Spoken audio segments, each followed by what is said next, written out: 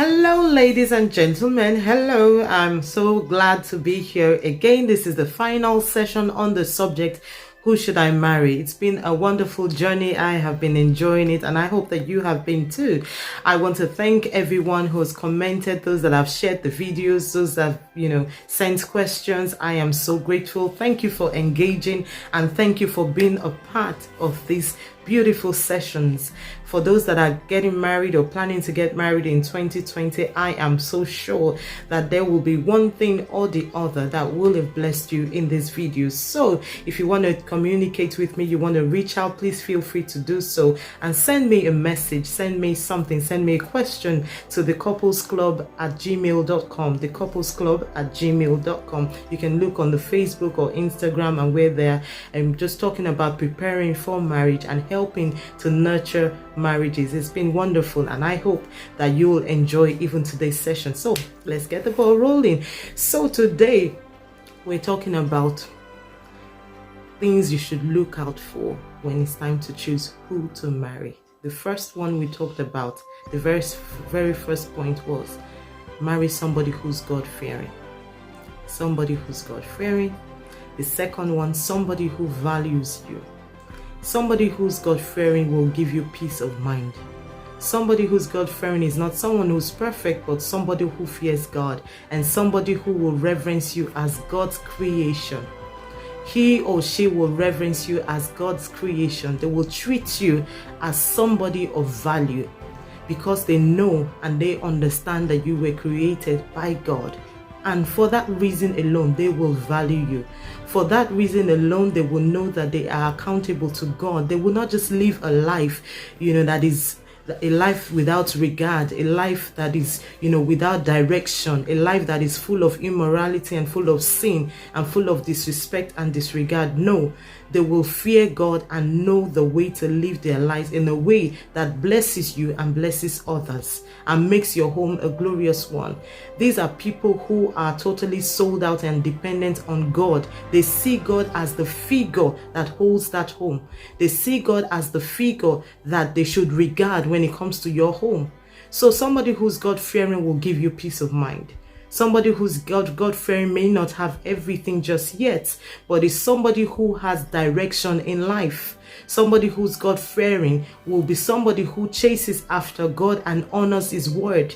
The vows that we make at the altar, they're not just extracts, I love you, I choose you above everyone else, I promise to honor you. It's a vow, and it's serious, it's a commitment, and God intends that vow will last for life.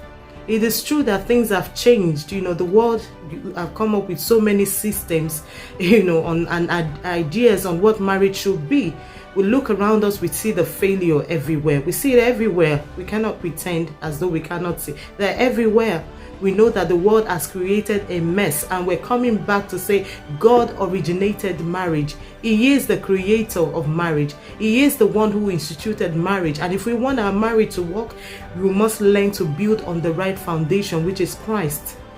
Outside Christ, the foundation will be full of problems, and the marriage itself will be problematic.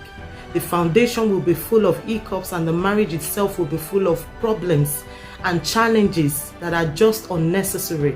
But when you marry somebody who's God-fearing, a woman or man who's God-fearing, they will always go back to God in everything concerning that marriage. They will give you peace of mind. The second one, I said, marry somebody who values you. That man or that woman, do they value you at all? Do they see you as somebody important? Do they take you seriously? Do they think that they should honor you? Do they look down on you? Do you feel, uncomfortable when you're around them? You need to check closely. If that person doesn't value you now, there's no assurance that they'll value you later when you're married. Many people have made this mistake that they think, he will change or she will change. I will change him. That's very common with women. I will change him. Listen, you cannot change anybody. They can only change if they want to change. Yes, you can pray for them. But the thing is, if they have the desire to change, then it's easier. But if they don't have the desire to change and you're thinking you want to do it forcefully, it's not going to work. So check your values. How far apart are your values? How far apart are your values? Do your values match? general values towards life? Does it at least match? Does he try to understand you? Does she try to understand you? Even when your opinions are different, do you talk between yourselves and try to understand each other? Only somebody who values you will pay attention to what you're saying.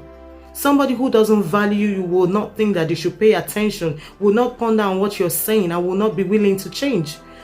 The reason we have people who don't change now, who don't want to make any positive change to their marriage, is because they don't value their spouse enough.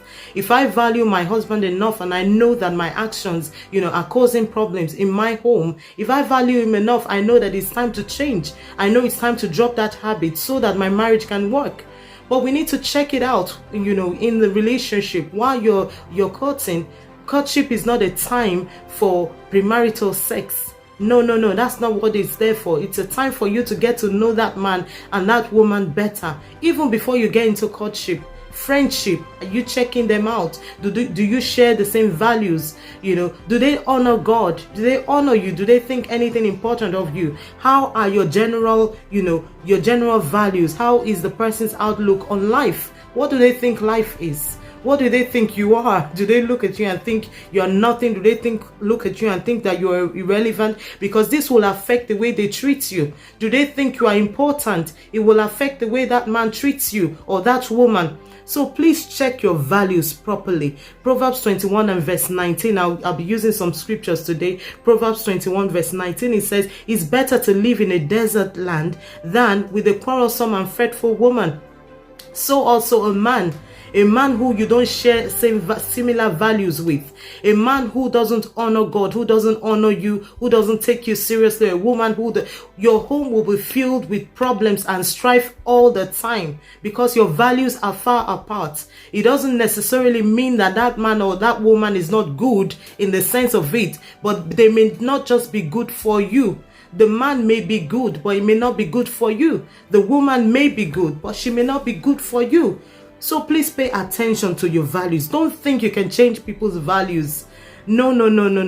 If they're not willing to change their values, then don't think you can just press some the button, push the button somewhere and the person will change and there will be that light bulb moment. No, it's not going to work.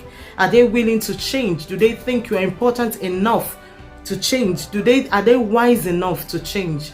When you're communicating with this person about your fears, your ideas, how do they respond? These are things, very important things to check before we plunge into marriage. Before we, they always say, look before you leap. Don't look carefully before you leap. Marriage is a big leap. It's a leap of faith. I'm telling you, there's nothing as unpredictable as the journey of marriage. It's just full of twists and turns, and sometimes you just have to adjust. But you want to adjust with somebody who you are happy with. You want to adjust with somebody who values you. You want to change, go through the motions, go through the seasons, which marriage will bring with somebody who you love, somebody who loves you, somebody who loves God, somebody who honors you. You don't want to go through marriage with somebody who abuses you because they devalue you and they see nothing in it. They devalue you and, they don't think you're important. They don't think you're, and they feel that their acts are justified. No. Look closely. How do your values match? How do your values match? Do they believe in the things that you believe in? Do they believe in you even when they don't understand? Many times, you may not understand what the man is saying or what the woman, but you believe in them enough that if this is their goal, you want to see that they achieve it. It's their happiness because you value them. You want to make that man or that woman happy because you value them. And marriage is filled with, a lot of times you have to compromise. A lot of times you have to adjust. A lot of times you have to, just bend a little bit so that things can fall into place, in the right place. But you want to be sure that you're doing it with somebody who values you in return. So please look closely on the subject of value. Do not marry somebody who devalues you. And the third one we're going to talk about today is marry someone you can trust. Proverbs 10 verse 9. Proverbs 10 verse 9. Whoever walks in integrity walks securely, but he who makes his ways crooked will be found out. Do not marry somebody you don't trust. If the man's ways are questionable and the woman's ways are questionable, please do not marry them. If it's not clear to you, hold on. If you know that you've noticed some character flaws and they really bother you, or even some red flags, sometimes you cannot even place a finger on it. You feel insecure. There's something not quite clear. There's something suspicious about that man or that woman. Hey, hold on. Don't be in a rush. Hold on. Many times what we feel are, the things that we feel are actually right. Many people say, oh, I don't know the way I was feeling. I felt uncomfortable. I felt there was something, but I just didn't understand it. Yes. Hold on. Find out. What is it? Why are you feeling that way? There's no fear in love. That's what the Bible says. Perfect love casts away every fear. So if you're feeling fearful in that relationship, do not marry that man or woman. There just might be something you're missing. It might be something in the past. It might be something in the present, or something that is coming, that's going to happen in the future. So hold on. If you're afraid, you don't trust them, their character, there's something fishy about their character. They lie too much. You can see it. He says something, you find out it's something else. He tells you he's going to East London, you find him in West London, and he's gone to, he's gone to East London somewhere, and he told you he was going to West London, and here you are believing that he went to East London until something happens and you find out he didn't really go there. Hey, don't marry them. Hold on and find out what is going on. Pay attention. If you value yourself enough, you will know that you must not marry somebody who you don't trust.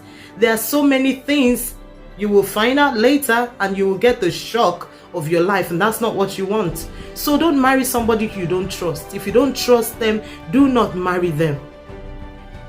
If you don't trust them, do not marry them. If you don't trust him, don't marry him. If you don't trust her, don't marry her.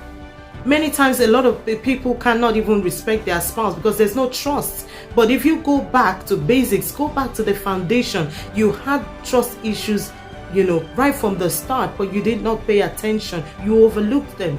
Don't overlook the red flags that you see. Don't overlook the red flags that you see. A person who's of questionable character, don't marry them. Somebody who lies a lot, somebody who, cheats. He calls himself or she calls herself a believer, and there she is, off with somebody else. If he's not with you, he's with somebody else, one other lady down the street, and he tells you that he's sorry after that. Hey, please value yourself too much not to marry such people, because your home will be filled with problems, strife, and headaches which you don't want. Marriage itself can sometimes cause you to, be unstable, because there'll be seasons that you have to adjust, seasons where you have to change your plans. And then it's sad when you have to do that with somebody who you can't even trust. Somebody who, you put savings together, they take the money and spend it on somebody else without thinking that they should tell you. You know them. They asked you, the last time he asked you for money for this, he needed to pay for something, or she needed to pay, but she didn't use it for that. She used it, spend it on something else. Please pay attention to such people. Pay attention to that red flag. Don't ignore it and then jump into marriage. No, if you're not sure, don't rush. We're talking about something that will last for life. If you want it to last for life, then please pay attention to the beginning. It's just like somebody who wants to build a house. If you don't pay attention to the materials you're going to use to build, that house will not be solid. It will not last. It will not be as, it will not be as beautiful as you want it to be. That house will not stand the way you want it to be. Before you know it, something is carving in somewhere. The door is hanging out somewhere. The roof and ceiling is coming down somewhere. Why? Because you did not build with the right material. Because you did not pay attention to the building process. So please, marry somebody you can trust. Marry somebody whose words you can trust. If you cannot trust them, there's little or less likelihood that you will respect them. A man or woman of integrity is so important. The world is changing. There are many liars. They tell their wife one thing, they do something else. They tell their husband one thing, they do something else, something completely different. Don't marry somebody like that. If you've seen it now, don't ignore it. Don't ignore it. And remember, the first session, I did pay so much attention. I emphasized on the fact that you must pray. Pray, pray, pray. God reveals a lot of things to us as His children, but whether we pay attention to it or not, it's entirely our choice. It's our decision. Please pay attention. Don't marry a liar. Don't marry somebody who talks foolishly, who just talks down at you, somebody who just insults you, somebody who has no values, who has no morals, lose virtue. Don't marry them, because they'll do just exactly the same thing when you get married. And I said, many people make this mistake of saying, oh, he's going to change or she's going to. No, you cannot change them if they're not willing to change. If you notice those red flags now on the character flaw, bring it to their attention. Talk about it. Talk about it and let it be addressed, and see to it that the person is actually working at it. Give them time. Don't rush. Don't state, oh, I give you till tomorrow to change, because they can pretend. And the worst thing that can happen is to marry someone and find out you married a pretender. My goodness, you don't want that to happen. Please pay attention. Pay attention. Don't marry liars. Don't marry cheats. If he's a cheat, he cannot put a zip up. Do not marry him. If she's a cheat, she cannot put her pants up. Do not marry her, because she's a woman of loose virtue. She will do exactly the same thing when you get married, because she's not used to commitment. He's not used to commitment. He doesn't understand it. It means nothing. After all, I can just apologize and carry on as normal, as if nothing happened. It doesn't work that way. We have a lot of problems in our society today because we don't pay attention to the foundation. The foundation is so important in building our homes, in marriage. Before you jump in, pay attention to the foundation. Pay attention to the foundation. I've emphasized on the fact that you must marry somebody you trust. The first one, remember, marry somebody that fears God. Number 2, somebody that values you. Number 3, somebody that you can trust, that fears God, that you share the same values with, and that values you. And then number 3, somebody that you can trust. And then number 4, marry your friend. Don't marry somebody you feel uncomfortable around. If you feel uncomfortable around him or her for some reason, don't marry them. If you have to be afraid, you can't express yourself, you can't be yourself, you don't love being around them, you don't enjoy their company, please, there's no point. Because marriage is for life. I need to be able to enjoy what I'm into for life. After everyone's gone, you're going to remain with that man or that woman. So why don't you think it's important that you feel comfortable around them? If you have to act a certain way for them to accept you all the time, for how long are you going to be, how long are you going to be fake for? For how long are you not going to be allowed to be yourself for? So it's so important. Marry your friend. Somebody who believes in you, somebody who loves you, somebody who appreciates you, somebody who supports you. That's what friendship is about. Friendship is the core. It's so important, because marriage is not just about physical attraction. Physical attraction will fade away at some point. Yes, we try, we keep, we do the makeup, we get the hair done and everything. But outside of all of those things, the person must still be your friend. They must still value you whichever way. They must still love you whichever way, with or without the makeup. They must see you as a woman of value, enough for them to love you, enough for them to honor your vows. So marry your friend. Marry somebody whose company you enjoy, somebody you can communicate with, somebody you can share ideas with, somebody you can share your fears with. Because there are sometimes you may not feel confident about a certain topic, or, on your job or about life. You should be able to communicate your fears. And I don't feel comfortable. They don't put you down. No. They encourage you to keep going. They encourage you to soar. They encourage you to, become elevated in life. They believe in you even when they don't understand it. Marry your friend.